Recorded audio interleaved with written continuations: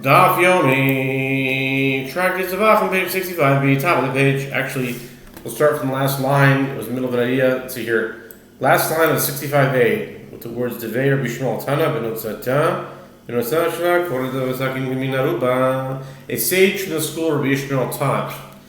The word Benotzata is a contraction of the word Benotzata Shira, meaning its feathers.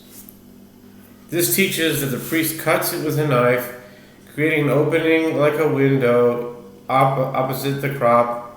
This allows him to remove the crop with only the feathers and skin directly opposite it, and that is what he brings to the place of the ashes.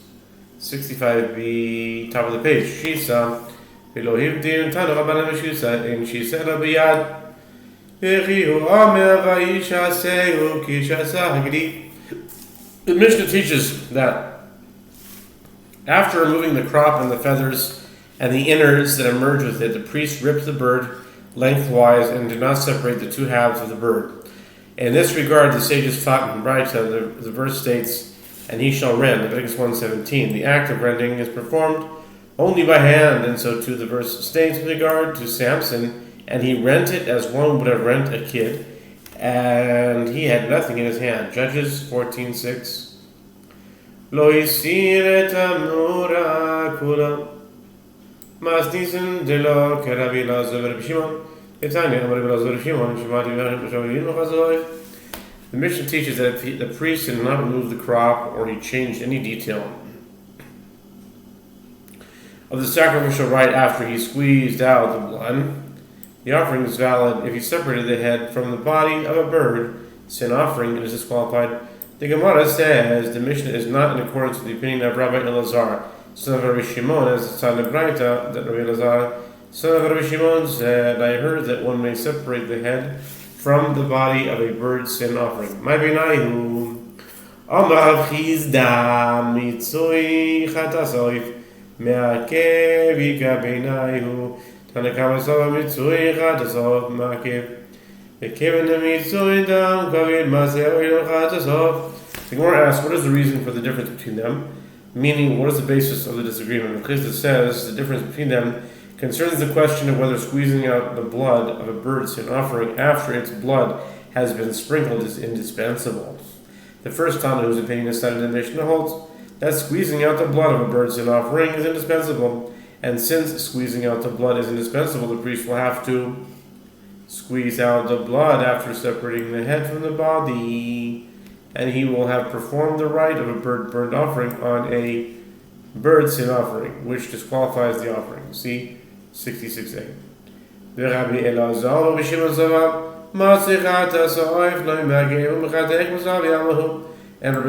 Rabbi Shimon, holds that squeezing out the blood of a bird sin offering is not indispensable. Consequently, if the priest would separate the bird's head from its body, he would refrain from squeezing the blood,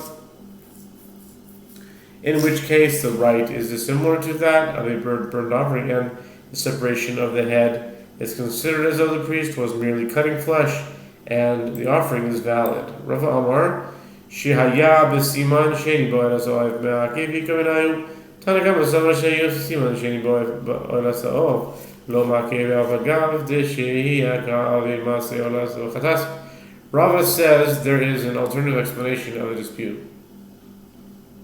It is possible that all agree that squeezing the blood of a bird sin offering is indispensable, and there is a difference between them with regard to whether interrupting the pinching before severing the second simon, meaning the gullet or the windpipe, one of the organs that must be cut in the ritual slaughter of a bird burned offering, disqualifies the offering. The first Tana holds that interrupting the pinching before severing the second simon of the burned offering does not disqualify the offering, and therefore if the priest separates the head of a bird sin offering from its body, even though he interrupted the pinching before severing the second simon, he has performed the rite of a bird burned offering on a bird sin offering, which disqualifies it.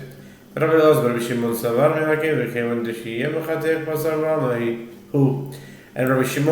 and Rabbi Elazar, son of Rabbi Shimon, holds that interrupting the pinching of a bird burnt offering disqualifies the offering. Therefore, in the case of a bird sin offering, since the priest interrupted the pinching before the second simon, even if he separates the head from the body, he is merely cutting flesh, meaning it is an insignificant act because he's not performing the rite of a burnt offering on a sin offering, and the offering is not disqualified. Abaye says there is a third explanation of the dispute between the Tanaim. It is possible that all agree that interrupting the pinching before severing the head semen disqualifies a bird burnt offering, and there is a difference between them with regard to whether cutting the majority of the flesh of the nape of the bird sin offering is indispensable. Rabbi Shmuel Rabbi Yitzchak Domar Shehiyah V'simin Sheini Bo'el HaSoif Mi'akev B'nayu Chadomar Rov Basar Mi'akev B'nayu. The Gemara points out, and Rav and Abai disagree with regard to the issue that is the subject of the dispute between Rabbi Zer and Rabbi Shmuel bar Rabbi Yitzchak. One says the difference between the first Tana and Rabbi Elazar, the son of Rabbi Shimon, concerns whether interrupting the pitching before severing the second semen of the burnt offering disqualifies the offering. And one says that the difference between them concerns whether cutting the majority of the flesh of the nape of a bird is an offering is indispensable. The cloud to be in the Rav Basar Mitchila in. The Tanya Ketzad Mol Kirchas Oif. Heute Shindra Mafrekes Peroi Hoi Boso. Ad Shmagia Leveshet Orakana. Hikia Leveshet Orakana. Heute Simon Echad. Oi Ruboi Hoi Boso Imoi Oila Shnaim. The Gemara asks, since there is a dispute concerning whether cutting the majority of the flesh of the nape of a bird as an offering is indispensable, can it be deduced by inference that all agree that we require the priest to cut the majority of the flesh ab initio? The Gemara responds, yes. And similarly was taught in Brighton, how does one pinch the nape of a bird as an offering? Using his thumbnail, the priest cuts the spine and nape without cutting through the majority of the flesh until he reaches either the gullet or the windpipe. Upon reaching the gullet or the windpipe, he cuts one semen entirely, or at least the majority of it, and he cuts the majority of the flesh with it. And in the case of a bird burnt offering, he cuts the two simanim, or the majority of the two simanim. Amru al-Kamani Rabbi Yirmiyah, Amar lo Shemiyalahu, Amar de Amar Rabbi Shimon ben Eliakim, Bishum Rabbi Elazar ben Pedat, Bishum Rabbi Elazar ben Shimon.